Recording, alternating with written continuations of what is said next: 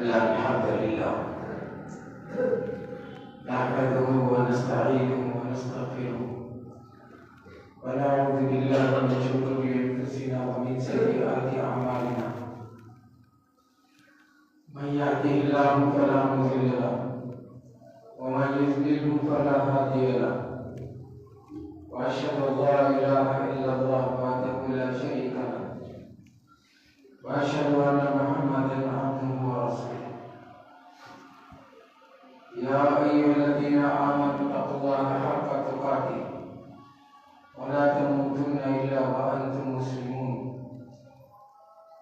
يا ايها الناس اتقوا ربكم الذي خلقكم من نفس واحده وخلق منها زوجها وبث منهما رجالا كثيرا ونساء واتقوا الله الذي تساءلون به والارحام ان الله كان عليكم رقيبا يا ايها الذين امنوا اتقوا الله وقولوا قولا سديدا يصلح لكم اعمالكم ويغفر لكم ذنوبكم ومن يطع الله ورسوله فقد فاز فوزا عظيما اما بعد فإن خير الحديث كتاب الله وخير الهدي هدي محمد صلى الله عليه وسلم وشر الأمور محدثاتها وكل محدثة بدعة وكل بدعة ضلالة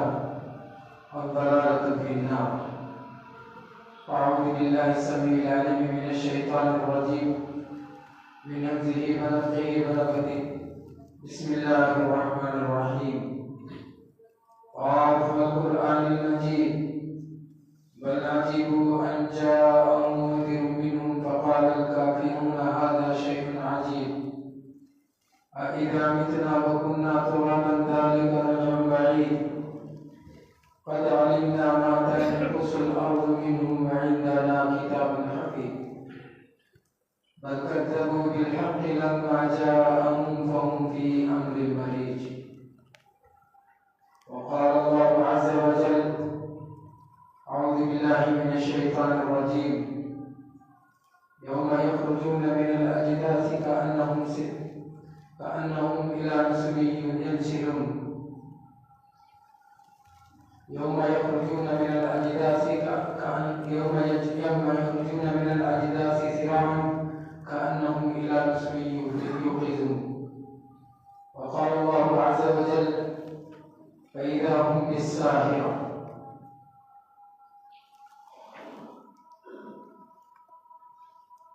بے شمار تعریفوں کا لائق اللہ وحدہ لا شریک ہے جس نے ہمیں اس دنیا میں اسلام کی زندگی نصیب فرمائی اور ہمیں وفات کے بعد جنت تک داخلے کے لیے 13 مراحل کو رکھا جس میں سے ہر انسان کو گزرنا ہے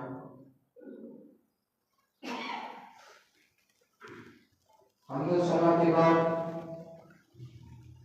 درود و سلام ہو سارے ہی انبیاء علیہ السلام پر بالخصوص ہمارے بعد کے آخری نبی محمد رسول اللہ صلی اللہ علیہ وسلم پر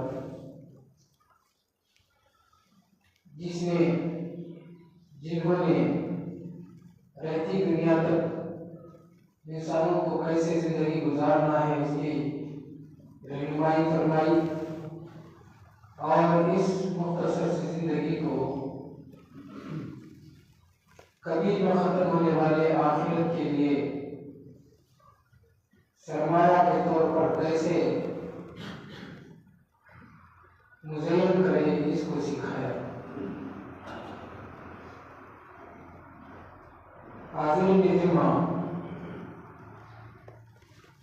رسول اللہ صلی اللہ علیہ وسلم نے فرمایا لا تزال قدم ابن آدم دوسری روایت میں فرمایا عبد يوم القيامة خدمة عبد يوم القيامة حتى يسأل عن أربع، کہ جب تک انسان کو چار چیز کا سوال نہ کر دیا جائے اور اس کا جواب جب تک انسان نہ دے اس وقت تک قیامت کے دن اللہ تعالیٰ آدم کے بچے کے قدم کو اپنی جگہ سے ہٹانے کی اجازت نہیں دے گا۔ عن عمره فيما أفنى، کہ ایک لمحے اندر اللہ تعالیٰ نے اس کو دی، اس کو انہوں نے کہاں ضائع کر دیا۔ عن ماله فيما اكتسب وفيما أنفق، پیسے کہاں سے کمائے، کہاں اس پر اس کو خرچ کیا گیا۔ عن علم، علم کے بارے میں اللہ پوچھے گا، جو اس کو دیا گیا ہے اس پر اس نے کتنا کام کیا۔ اور عن شقائه فيما أبلى، ایک دوسری روایت میں عن جسمه فيما أبلى، کہ جوانی کو اللہ نے دیا اس کو کہاں استعمال کیا۔ دوسری روایت میں جسم کا تذکرہ ہے، یعنی صحت کو اللہ تعالیٰ نے دیا، اس صحت مند زندگی کو انسان نے کہاں استعمال کیا۔ بظاہر دیکھنے میں یہ چار سوالات ہیں، مگر اس کے اندر 5 سوالات چھپے ہوئے ہیں۔ ایک عمر، دوسری جوانی، تیسرا علم، چوتھا پیسے کہاں سے کمائے، اور 5واں پیسے کہاں خرچ کیے۔ یوں سمجھیے کہ یہ ایسی حدیث ہے جس نے ہماری پوری زندگی کو سمیٹ رکھا ہے۔ کوئی پہلو ہمارا اپنی زندگی کا اس سے چھوٹنے والا نہیں ہے۔ جب سے انسان بالغ ہو جاتا ہے وہاں سے اس کا حساب شروع ہو جاتا ہے۔ بلوغت، یعنی جب سے انسان کو حیا کا علم آ جاتا ہے، صحیح اور غلط کی تمیز پیدا ہو جاتی ہے، وہاں سے انسان کی بلوغت شروع ہو جاتی ہے۔ آج کل کے بچے کو 7-8 سال کی عمر میں ہی حیا کا علم سمجھنے لگے،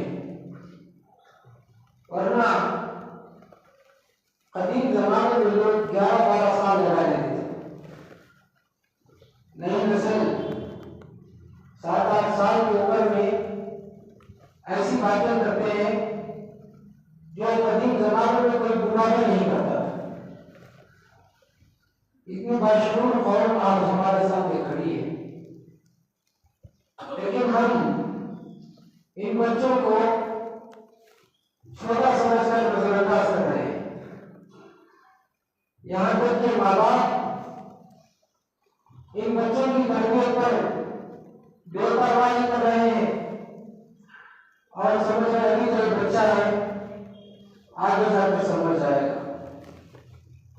پیارے رسول صلی اللہ علیہ وسلم جب 4 سال کی عمر میں تھے، جبریل 2 فرشتے رسول اللہ صلی اللہ علیہ وسلم کے پاس آئے اور ان کو لگا دیا، سینوں کو چیرے، سینہ چاک کیا گیا، اس دل میں کچھ تھا اس کو نکال کر پھینکا گیا، زمزم سے اس کو دھویا گیا۔ یہ 4 سال کی عمر میں رسول اللہ صلی اللہ علیہ وسلم کے دل کی صفائی کا انتظام ہو رہا ہے، اور ہمارے بچے آج 10 سال کے بھی ہو جاتے ہیں، 11-12 سال کے بھی ہو جاتے ہیں، بلکہ آج کا اتنا گندا ماحول ہے، 18-19 سال کے ہونے کے باوجود بھی ماں باپ اپنے بچوں کی طرف توجہ نہیں دیتے، جبکہ ماں باپ کی یہ لاپرواہی اس اپنے بچوں کے لیے قیامت کے دن بہت بڑا مسئلہ لے کر آنے والا ہے۔ مسئلہ دنیا کا نہیں ہے، مسئلہ ہماری نجات کا ہے، مسئلہ ہمارے بچوں کی نجات کا ہے، قیامت کے دن کی مسائل کا ہے۔ اگر ماں باپ اپنے بچوں، اپنے نوجوانوں کو ان کی آخرت کی فکر ابھی سے دینے لگے، پلانے لگے، تو وہ بچے سنجیدہ ہو سکتے ہیں۔ ہمارے ماں باپ کو کیا شوق ڈال گیا ہے، بچہ دنیا کے بارے میں اپڈیٹ نہیں ہوا ہے تو ماں باپ پریشان ہو جاتے ہیں۔ ارے اتنا بڑا بیٹا ہو گیا، اس کو گاڑی چلانے نہیں آیا، اتنا بڑا بیٹا ہو گیا، اس کو کمپیوٹر آپریٹ کرنے نہیں آیا، اتنا بڑا بیٹا ہو گیا، اس کو اپلیکیشن ڈاؤن لوڈ کرنے نہیں آیا، اور گھر بیٹھے مال خرید نہیں سک رہا ہے، گھر بیٹھے بزنس نہیں کر رہا ہے، گھر بیٹھے گھر کے سامان خرید نہیں رہا ہے، آج بھی بچہ بازار جانے کی بات کرتا ہے۔ یعنی دنیا کے معاملے میں ماں باپ اتنے پریشان ہیں کہ بچہ اپڈیٹ نہیں ہوا ہے، اور قیامت کے بارے میں آپ اٹھا کر 10 سوال کر لیجیے بچوں کو، 10 میں سے 2 یا 3 جواب دے پائیں گے۔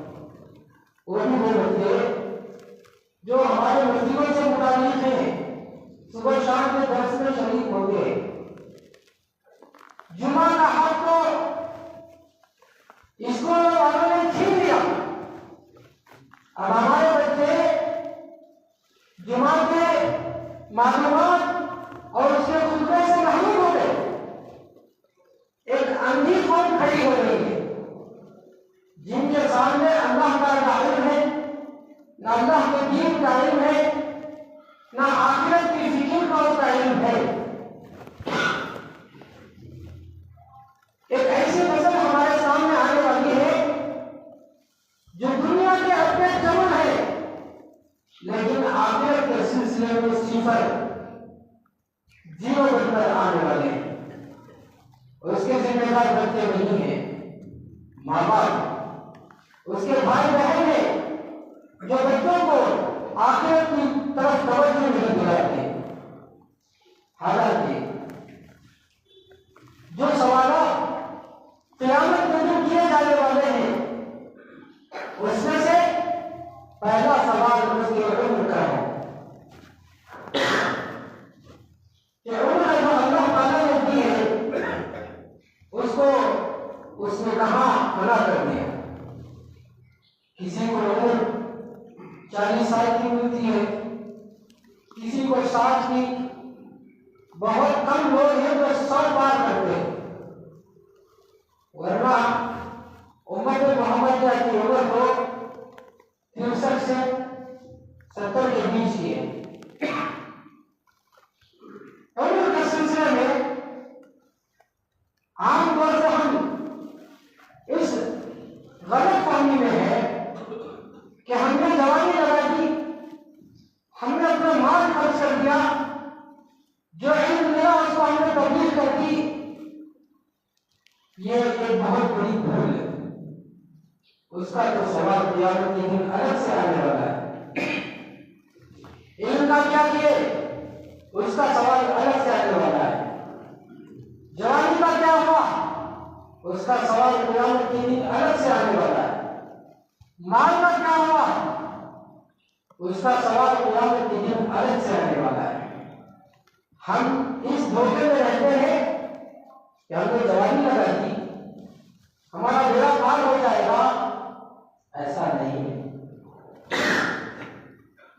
جوانی سے ہٹ کر بھی ایک سوال ہے، دولت سے ہٹ کر بھی ایک سوال ہے، علم سے ہٹ کر بھی ایک سوال ہے۔ وہ سوال ہے عمر، کہ تم نے اپنی عمر میں اللہ کے لیے کیا کیا۔ جوانی اس کا تو حساب الگ ہو جائے گا، میں نے دولت دی اس کا حساب تو الگ ہو جائے گا، جو علم حاصل کیا اس کے لیے میں نے خدمت کی، اس پر عمل کیا، اس کا بھی حساب الگ ہو جائے گا۔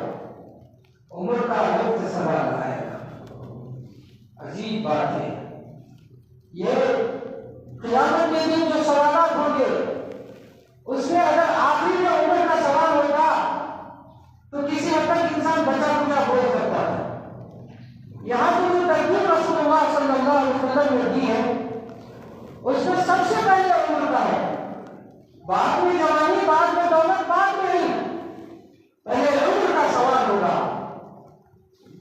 ہم بچے سمجھ کر ان کو نظر انداز کر رہے ہیں، بچوں کو بھی اللہ تعالیٰ نے عمر دیا ہے، کوئی 12 سال رہے گا، کوئی 15 سال رہے گا، کوئی 40 سال تک پہنچے گا۔ اب 15 سال کی عمر بھی اس کی عمر ہے، 15 سال کی عمر بھی اس کی عمر ہے، 12 سال کی عمر بھی اس کی عمر ہے، اور اگر بوڑھا ہو گیا تو اس کا مسئلہ تو بہت ٹیڑھا ہو جائے گا۔ اگر کسی کو عمر زیادہ ملے اور اپنی زندگی کو عبادت میں لگا دیا وہ کچھ حد تک بچ سکتا ہے، ورنہ لمبی عمر والے بہت برے پھنسنے والے۔ ایک ایسا شخص جو بوڑھا ہو گیا لیکن نگاہوں کے زنا میں ملوث ہے، زبان کی زنا میں ملوث ہے، کان کے زنا میں ملوث ہے، اور نعوذ باللہ من ذالک اگر وہ بڑھ کر زنا کر دیا تو اس میں یہ تو سن لو۔ عمر جیسے جیسے بڑھے گی ویسے ویسے سوالات بڑھتے چلے جائیں۔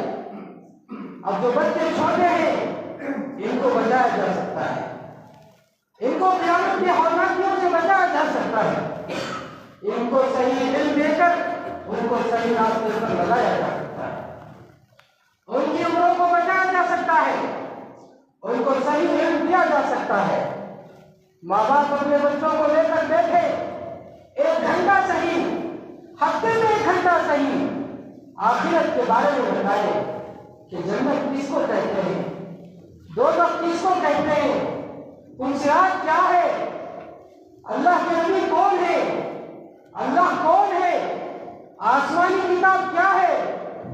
آج ہم ہمارے بچوں کو مدرسوں کے حوالے کر دیے اور مدرسے میں تو استاد بدلتے بچے 7-8 بار نورانی خانہ مکمل کر دیتے ہیں، قرآن تک چھوڑتے نہیں۔ ایسے ہماری مدرسے کی بھی حالات ہیں، کتنے مسائل پر بات کریں جو بچوں کے مسائل ہیں۔ سارا گھر اجڑ رہا ہے، سارے قبیلے بگڑ رہے ہیں، محلہ برباد ہو رہا ہے، کیوں؟ اس لیے کہ ہم آنے والے نسل پر کام نہیں کرنا چاہتے، ہم اپنے نسلوں پر توجہ نہیں دے رہے ہیں۔ دوسروں پر کہنا آسان ہے، دوسروں پر گفتگو کرنا آسان ہے، دوسرے کے قبیلے پر گفتگو کرنا آسان ہے، ہمیں اپنے گھر کے بچوں کے بارے میں خود ہمیں نہیں معلوم کہ ہمارے خاندان کے اندر کتنے بچے ہیں، کتنے بچے قوالی کے عادی ہو گئے ہیں، کتنے بچے درگاہوں کے حوالے ہو گئے ہیں، کتنے بچے تعویذ اور گنڈوں کے حوالے ہو گئے ہیں، کتنے بچے موبائل میں جاری گندے گانے کے عادی ہو گئے ہیں۔ لا حول ولا قوت الا باللہ۔ رسول اللہ صلی اللہ علیہ وسلم نے ایک ایسے امت کو چھوڑا جو پوری دنیا کے رہبر بن کر آئے۔ الصحابہ کلهم عدول، سب کے سب صحابہ دین کے معاملے میں اعتدال پر ہیں، حق پر ہیں، اور ان کی کوئی غلو نہیں ہو سکتی۔ ایک ایسے طبقے کو رسول اللہ صلی اللہ علیہ وسلم نے رہتی دنیا تک کے لیے چھوڑا۔ کیا ہم اپنے نسلوں کو ایسا چھوڑنے کے لیے تیار ہیں؟ کیا ہم اپنے بچوں کو ایسا چھوڑنے کے لیے تیار ہیں؟ کیا ہمارے خاندان کے بچے واقعی امت محمدیہ کے طرح رول ماڈل ہیں؟ افسوس سے کہنا پڑتا ہے کہ ہمارے بچوں کے ہاتھ میں یہ جو مچھلی آ گئی ہے، جیسے بنی اسرائیل کے لیے اللہ تعالیٰ نے آزمائش کے طور پر مچھلیاں دی، کہا کہ آپ ہفتے کے دن مچھلی نہ پکڑے، ابھی مچھلی نہ پکڑے، مچھلی کو حلال کیجیے، لیکن اللہ تعالیٰ نے ان کے لیے حکم جاری کیا کہ ہفتے کے دن تم مچھلی استعمال نہیں کر سکتے، پکڑ نہیں سکتے۔ تو یہ لوگ ہیلت کر کے جمعہ کے دن گڈھا کھود کے اور اس مچھلی کو سیل کر کے پھر اس کو تجارت کے لیے استعمال کرتے ہیں۔ تو جس طریقے سے بنی اسرائیل کی مچھلی کا مسئلہ ہے وہ اپنی جگہ حلال تھا، باوجود اس کو اللہ تعالیٰ نے روک لگائی، یہی مسئلہ ہمارے بچوں کے موبائل کا ہو گیا ہے۔ اس میں جائز چیزیں اپنی جگہ ہے، لیکن فتنہ بہت بڑا ہے، فتنہ بہت بڑا ہے۔ گھنٹے گھنٹے بچے وہ سیکنڈوں میں کچھ دیکھتے ہیں اور گزرتے جاتے ہیں، قرآن کا حوالہ دیتے ہیں کہ ہم قرآن سننے بیٹھے ہیں اور دیکھتے ہیں تو قرآن کے بعد دوسرے بھی شارٹس کھل جاتے ہیں اور ادھر ادھر سے دنیا کے تماشے دیکھتے رہتے ہیں۔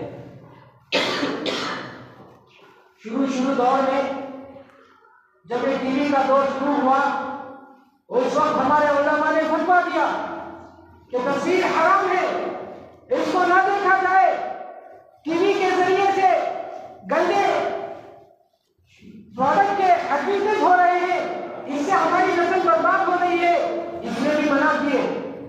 آج تو ایسا ہے کہ منٹوں میں گندے ویڈیوز دیکھ رہے ہیں اور نسل ہماری برباد ہو رہی ہے۔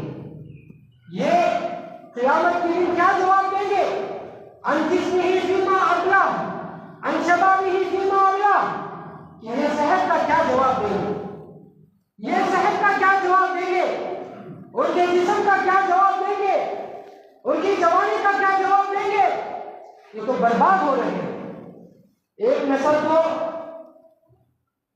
ویڈیوز میں برباد ہو رہی ہے، ایک نسل گانجے میں برباد ہو رہی ہے، اور ابھی قریب میں پتہ چلا ہے کہ نعوذ باللہ من ذالک ہماری لڑکیاں بھی گانجے کے کاروبار میں ملوث ہو رہی ہیں۔ لا حول ولا قوت الا باللہ۔ ایک حجام نے مجھے کہا بامبے سے ایک لٹیرا بنگلور آ گیا ہے، 350 تولہ سونا لے کر آیا ہے، 350 تولہ سونا، اور چاندی ہاتھ بھر کے لے کر آیا ہے، اور 35 موبائل۔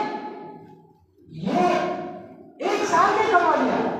بامبے سے وہ لٹیرا بنگلور آیا ہے، وہ حجام کا رشتہ دار ہے، بول رہا ہے کہ یہ کیسے کمایا حضرت، آپ کو معلوم؟ میں نے کہا یہ ایک سال کے اندر اتنے پیسے کیسے کمایا؟ تو بولتا ہے کہ بامبے میں ایک مسلمان بچہ چرس کا کاروبار کرتا تھا، گانجے کا کاروبار کرتا تھا، اور بڑے پیمانے پر اس کے دکان میں لڑکیاں آتی تھی، بڑے پیمانے پر لڑکیاں آتی تھی، گھر کے سونے چاندی بھائی کا موبائل سب لا کر کے دیتی تھی، ان کو گانجا چاہیے۔ لا حول ولا قوت الا باللہ۔ یہ امت محمد کیا ہے؟ یہ خیر امت ہے جن کے بارے میں رسول اللہ صلی اللہ علیہ وسلم کو کل قیامت کے دن جواب دینا ہے۔ اللہ کے نبی صلی اللہ علیہ وسلم جب یہ آیت سنے وَكَيْفَ إِذَا جِئْنَا مِنْ كُلِّ أُمَّةٍ بِشَهِيدٍ وَجِئْنَا بِكَ عَلَىٰ هَٰؤُلَاءِ شَهِيدًا، کہ قیامت کا وہ منظر کیا ہوگا جب ہر طبقے سے گواہ کو لایا جائے گا اور نبی صبح ان کے سارے سلسلے میں گواہی دینا ہے۔ کیا منظر ہے قیامت کا؟ ہمارے بارے میں نبی کریم صلی اللہ علیہ وسلم کو گواہ بنا کر اللہ تعالیٰ اٹھائے گا۔ کیا آج کی امت اس قابل ہے کہ وہ کہے کہ وہ خیر امت ہے، وہ کہے کہ میں نبی کریم صلی اللہ علیہ وسلم کے اس قیامت کے مسئلے کو حل کرنے کی کوشش کروں گا، کل قیامت کے دن میں سرخرو ہو کر اٹھوں گا اور قیامت کے دن میں کامیاب ہو کر دکھاؤں گا؟ کیا ہماری نظر ایسی ہے؟ لا حول ولا قوت الا باللہ۔ ہماری امت کا ہر بدن کا ہر حصہ آبلے سے بھرا ہوا ہے، ہر حصے پر آبلے ہیں، سر سے پیر تک قابل ہیں، اتنے جوان ان کے اندر ہیں۔ اور کچھ زیادہ بولوں تو ایسا لگتا ہے کہ کچھ زیادتی نہیں ہوئی ہے، وہ تو 52 بار سچ کہا رسول اللہ صلی اللہ علیہ وسلم نے کہ قیامت کے قریب لوگ شراب کو حرام کر لیں گے۔ سچ کہا رسول اللہ صلی اللہ علیہ وسلم نے کہ قیامت کے قریب لوگ سود کو حلال کر لیں گے۔ دل پر ہاتھ رکھ کر دیکھیے، ذرا ٹھنڈے دماغ سے سوچ کر دیکھیے، ہم نے کا ہر فرد بینک میں ڈیلنگ کرتا ہے، اپنا اکاؤنٹ رکھتا ہے، آج کو مجبوری سمجھتا ہے، منی ٹرانزیکشن کے لیے، یو پی اے کے لیے بینک سے اپنا تعلق رکھنا ضروری سمجھتا ہے۔ آپ سچ سوچ کر دیکھیے، کیا ہم نے کا ہر شخص مہینے میں ہم کتنا سود دیتے ہیں، کبھی جا کر بینک سے پوچھتے ہیں؟ ہمارے سے بینک والا ہمارے اس مہینے میں، اگلے مہینے میں، سال بھر میں کتنا سود کاٹ لیا ہے، کتنا سود ہم استعمال کر رہے ہیں، کوئی اس پر توجہ ہی نہیں دیتا۔ سال بھر پیسے آ رہے ہیں، جا رہے ہیں، آ رہے ہیں، جا رہے ہیں، لے رہا ہے، دیکھ رہا ہے، دے رہا ہے، توجہ نہیں ہوتی کہ ہمارے پیسے سود میں شامل ہو رہے ہیں۔ کوئی بھی اچھا آدمی اس اپنے بینک کا اسٹیٹمنٹ اس ناحیے سے کبھی بھی نہیں نکالتا۔ ایک آدمی کو میں نے دیکھا جو ہر مہینے جاتا ہے، ہر مہینے اپنا اپڈیٹ نکالتا ہے اور ہر مہینے دیکھتا ہے کہ میرے پیسے سے کتنا سود گیا ہے اور مجھے میرے پیسے میں کتنا سود آیا ہے۔ پیسے کا وہ حساب رکھا ہے۔ ایک آدمی کو میں نے دیکھا ہے۔ کتنی بڑی توفیق کی بات، ہم میں سے کون اس پر توجہ دے رہا ہے؟ کیا ہمارے گھروں میں شیطان نہیں ناچیں گے؟ کیا ہمارے گھروں میں بے برکتی نہیں آئے گی؟ کیا ہماری نماز خلل نہیں ہوں گے؟ کیا اس کا اثر ہماری عبادتوں پر نہیں پڑے گا؟ کیا اس کا اثر ہماری تربیتوں پر نہیں پڑے گا؟ کیا اس کا اثر ہماری نسلوں پر نہیں پڑے گا؟ انا للہ و انا الیہ راجعون۔ کتنے مسائل جو ہمیں غور سے دیکھنا ہے۔ رسول اللہ صلی اللہ علیہ وسلم کے ساتھ حسن رضی اللہ عنہ چل کر آ رہے ہیں، چھوٹے سے بچے ہیں، راستے سے چل کر آ رہے ہیں، راستے میں کچھ کھجور کا ایک ٹکڑا تھا، اٹھا کر منہ میں ڈال لیتے ہیں۔ رسول اللہ صلی اللہ علیہ وسلم کہتے ہیں اس کو پھینکو، کیونکہ وہ ممکن ہے صدقہ کا مال ہو، اور یہ حسن رضی اللہ عنہ آگے بیٹھتے ہیں، ان کے لیے صدقے کا مال حرام ہے۔ سبحان اللہ۔ علی رضی اللہ عنہ گھر پہنچتے ہیں، حسن اور حسین دونوں رو رہے ہیں۔ فاطمہ رضی اللہ عنہا سے پوچھتے ہیں کہ بچے کیوں رو رہے ہیں؟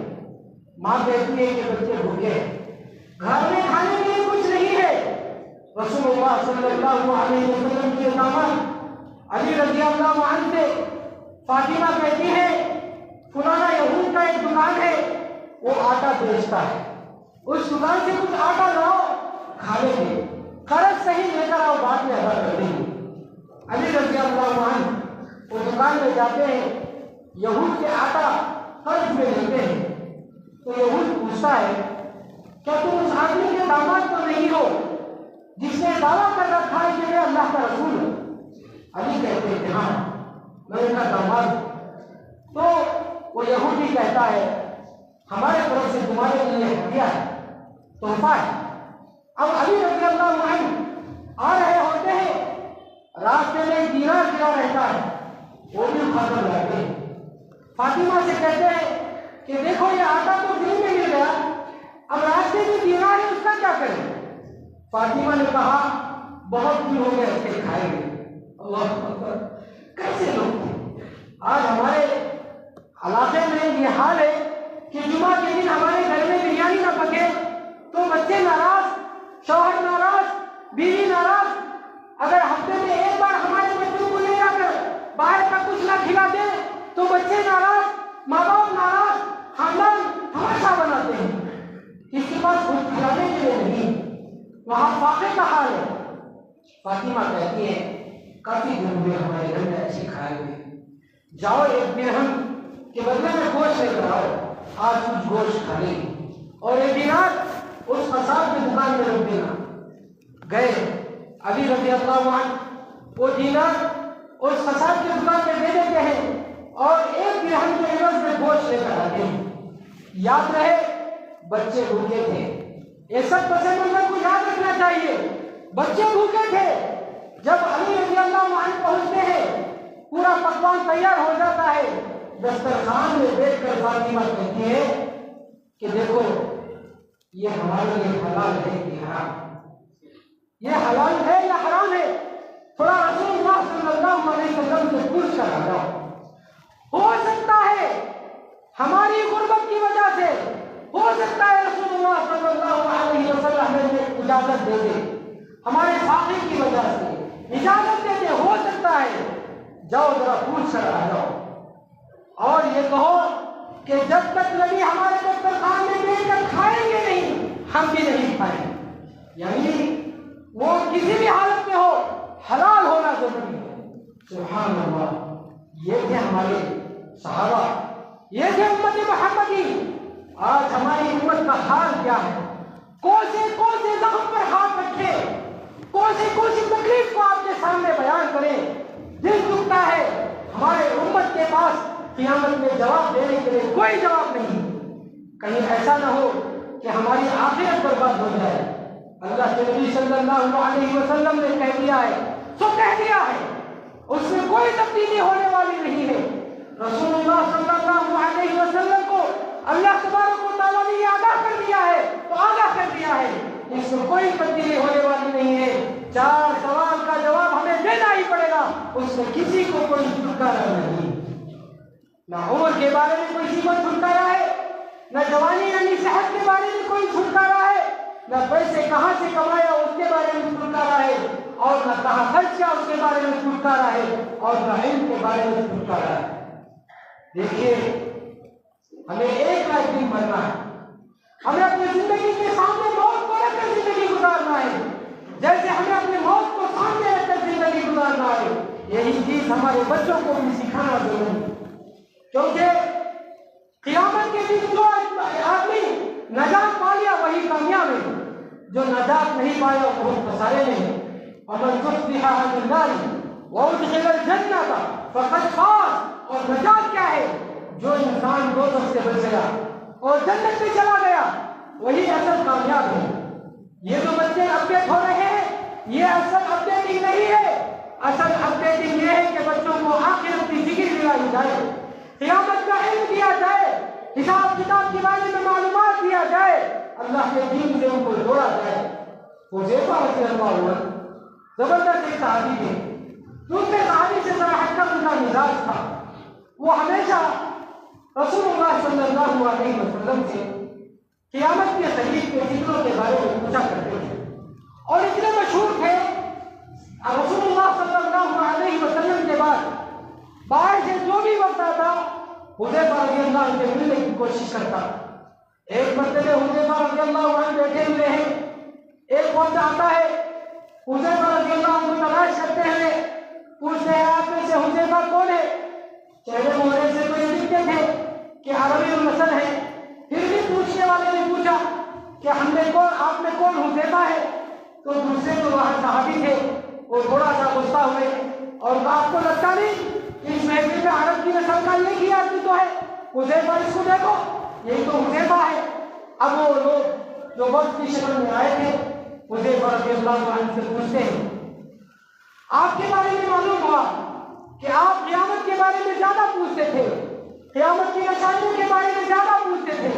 حذیفہ رضی اللہ عنہ نے کہا کہ ہاں میں زیادہ پوچھتا تھا، میں ایک مرتبہ نہیں کئی مرتبہ پوچھا ہوں. ایک مرتبہ رسول اللہ صلی اللہ علیہ وسلم سے حذیفہ رضی اللہ عنہ نے پوچھا کہ رسول اللہ صلی اللہ علیہ وسلم آپ کے خیر کے بعد کوئی شخص ظاہر ہونے والا ہے؟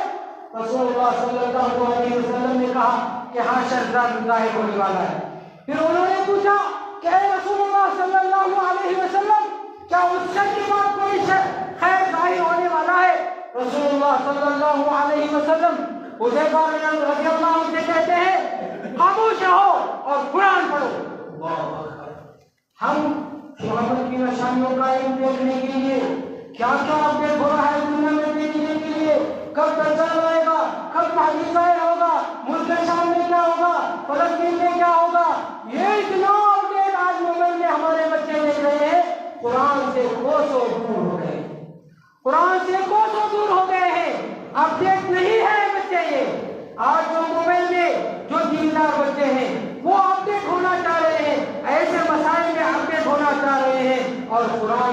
کوئی بھی اپڈیٹ نہیں ہے۔ رسول اللہ صلی اللہ علیہ وسلم حذیفہ رضی اللہ عنہ کو ڈانٹ دیتے ہیں اور کہتے ہیں قرآن پڑھو۔ اللہ اکبر، یہ ہے ہمارا اپڈیٹ، یہ ہمیں گائیڈ بتائے گا کہ ہمیں اس ماحول میں کیا کرنا ہے، آج کیا ہونے والا ہے اور کل تمہارے ساتھ کیا ہونے والا ہے، پوری دنیا میں کیا ہونے والا ہے اس سے ہمیں کیا لینا دینا، تمہارے ساتھ قیامت کے دن کیا ہوگا وہ اصل مسئلہ ہے۔ پوری دنیا کے لوگوں کے ساتھ قیامت کے دن کیا ہونے والا ہے اس سے ہمیں کیا لینا دینا، تمہارے اور تمہاری نسلوں کے ساتھ قیامت کے دن کیا ہونے والا ہے اس کا ہمیں حساب دینا ہے۔ اللہ تعالیٰ ہم سب کو صحیح سمجھ نصیب فرمائے، دین کا جو صحیح جان ہے، صحیح روح ہے، اس تک ہمیں پہنچنے کی توفیق نصیب فرمائے۔ ہر شخص کو اپنی نجات کی فکر کرنے کی توفیق نصیب فرمائے، اپنے خاندان اور قبیلے کو نجات کے لیے لگانے کی توفیق نصیب فرمائے، اپنے خاندان میں خرافات بدعات جو گناہیں عام ہو رہی ہے اس پر پابندی لگانے کی کوشش کرنے کی توفیق نصیب فرمائے۔ ہمیں بھی اللہ تبارک و تعالیٰ جنت الفردوس نصیب فرمائے، ہماری نسلوں کے لیے بھی ان صراط کے راستے آسان فرمائے اور قیامت کے 13 مراحل آسان فرمائے، اور ہم سب کو قیامت کے دن اللہ تبارک و تعالیٰ کامیاب فرمائے۔ جو بیمار ہے اللہ تعالیٰ ان کو شفائے کاملہ عاجلہ نصیب فرمائے، جو پریشان ہے اللہ تعالیٰ ان کو پریشانی کو دور فرمائے، جو قرضدار ہے ان کو قرضداری سے نجات نصیب فرمائے، جو سود کے گردن میں پھنسے اللہ تعالیٰ ان کو سود سے توبہ کرنے کی توفیق نصیب فرمائے، جو موبائل کے فکروں میں ملوث سے ان کو توبہ کرنے کی توفیق نصیب فرمائے۔ اللہ تعالیٰ ہم سب کو قرآن سے تعلق رکھنے کی توفیق نصیب فرمائے، ہمیں اپنے بچوں کو آخرت سے جوڑنے کی توفیق نصیب فرمائے۔ بارک اللہ لنا ولکم فی القرآن الکریم ونفعنا وإياکم بالآیات والذکر الحکیم، انہ تعالی جل